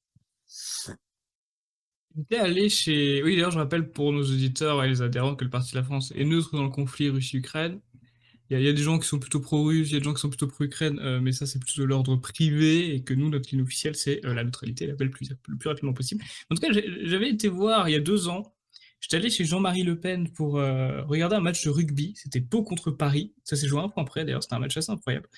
Et je me rappelle que j'ai posé la question, parce que c'était récent, il y a 2 ans, à Jean-Marie Le Pen, ce qu'il pensait du conflit, et il m'avait dit qu'il considérait que c'était un meurtre fratricide. Qui est un terme qui a été beaucoup repris, et je sais que c'est pas forcément... Voilà, je sais pas si c'est Jean-Marie Le Pen qui a dit le terme, mais en tout cas, il l'a dit de la manière la plus touchante que j'ai jamais entendue. il expliquait effectivement que c'était un meurtre fratricide, que c'était un massacre entre blancs, en plus entre chrétiens, et que c'était pas une bonne chose, mais bon, j'ai envie de dire, il l'avait dit 20 ans avant. Voilà, il avait dit 20 ans avant, l'Occident, s'il continue d'avancer, Poutine, il va pas rigoler, il va envahir l'Ukraine pour les intérêts du peuple russe. Donc il est pas surpris, il l'avait dit 20 ans avant. Mais bon, effectivement, encore une fois, Jean-Marie Le Pen a toujours presque... Ça devrait être Jean-Marie Le Pen a presque toujours raison, et pas Alain Soral a presque toujours raison, l'émission, ça devrait être. Continuons maintenant sur la dernière actualité. La dernière actualité, c'est en Allemagne. Alors non, je ne parle pas d'un marché de Noël il y a 2 mois où il y a eu un camion qui a tout écrasé et qui a fait plusieurs blessés. Non, je parle d'un migrant afghan qui fonce dans la foule à Munich, München, pour ceux qui préfèrent en allemand, avec sa voiture, et il y a quand même un total de 28 blessés. Est-ce que l'Allemagne, selon vous, Edmé, paye le prix de sa folie immigrationniste et du fameux vivre ensemble dont personne ne veut? Jusqu'à quand? Thomas Joly nous dit l'AfD très vite. Vous savez, l'AfD, c'est Alternative für Deutschland. Donc c'est un peu l'équivalent chez nous d'un parti, je sais pas, d'un Reconquête. Je dirais que c'est l'équivalent de Reconquête chez nous. Moi, j'aime beaucoup leur communication. Je me rappelle qu'ils avaient imprimé des avions avec marqué remigration, et qu'ils ont mis les avions dans un camp de migrants. Enfin, c'est vraiment un type de communication que le Parti de la France pourrait faire. J'aime beaucoup. Qu'est-ce que vous en pensez, Edmé, de tout ça? Oui, moi aussi, j'avais vu des avions qui m'avaient fait bien rire. Bah écoutez, moi je suis à moitié allemande, donc mes origines allemandes en prennent vraiment un coup. De voir qu'il y a 2 mois, un camion dans un marché de Noël, et puis aujourd'hui, maintenant c'est une voiture qui blesse 28 personnes. Je viens de voir il y a quelques minutes qu'il était demandeur d'asile. C'est bien drôle de voir qu'une personne qui demande à devenir allemand et à vivre en Allemagne devienne un criminel aguerri en Allemagne. C'est assez étonnant. Enfin, si je puis dire, est-ce qu'il faut encore être étonné maintenant? Je ne sais pas. Bon, là est la question. En revanche, bah, effectivement, je vois qu'il y a autant pas de crimes, d'insécurité en Allemagne qu'en France, je dirais. Donc oui, effectivement, c'est aussi bien gangréné par l'extrême gauche, hein. Je vois bien que c'est un peu comme en France, voilà. Merci. Et oui, effectivement, toute l'Europe de l'Ouest est touchée par le grand remplacement, le vivre ensemble, tout ce que vous souhaitez, bref, tout ce que absolument personne de sain d'esprit ne veut, évidemment. Mais que voulez-vous? Malheureusement, en France, tout le monde n'est pas sain d'esprit, et donc il y a des gens qui veulent plus d'immigration. C'est comme ça. C'est la joie de la démocratie. En tout cas, chers amis, sachez que j'étais très heureux d'animer cette émission Naître ou ne pas naître à vos côtés. Merci beaucoup, Alexandre Simoneau, délégué général du Parti de la France, d'avoir répondu à mes questions. Merci à vous, merci beaucoup. Merci Edmé, merci Alexandre.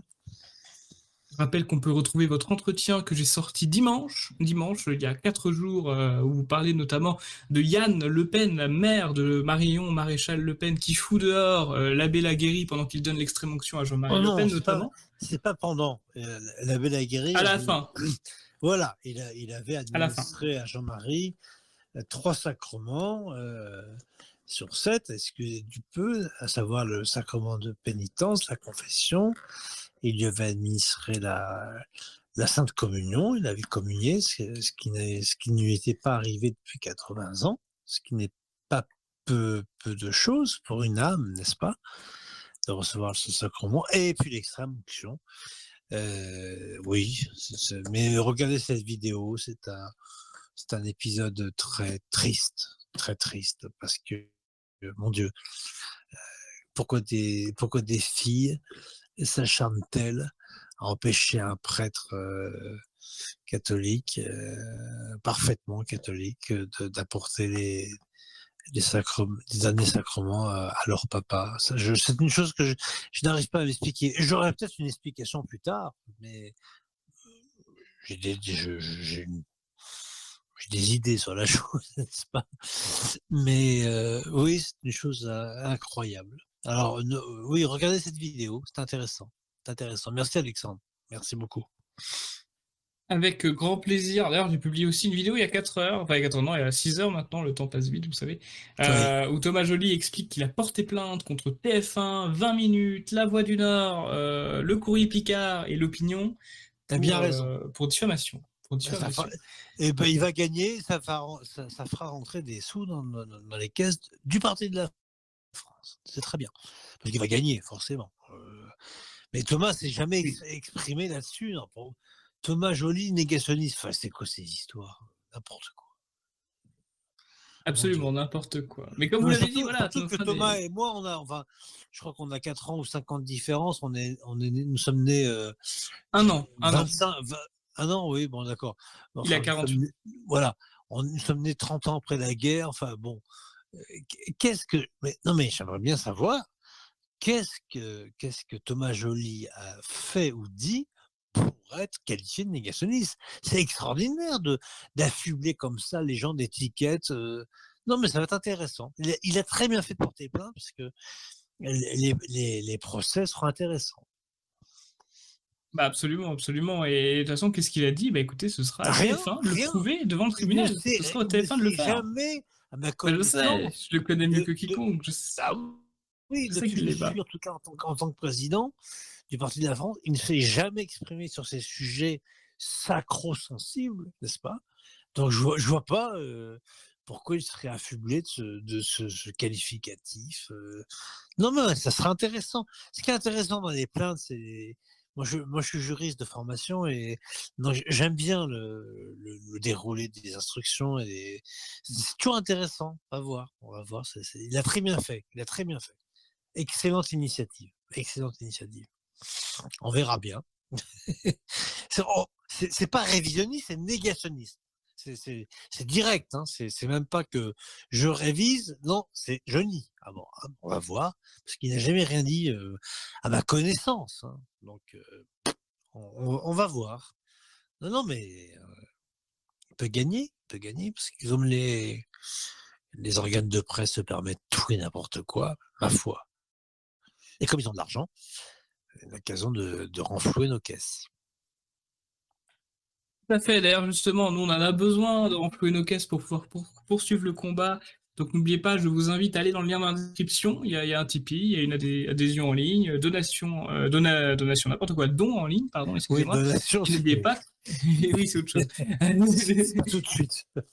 Et n'oubliez pas, évidemment, je vous le rappelle, c'est important, n'oubliez pas que vos dons et vos adhésions sont déductibles à 66,7% d'impôts. Et oui, donc si vous payez des impôts, bah déjà arrêtez et donnez-les au Parti de la France.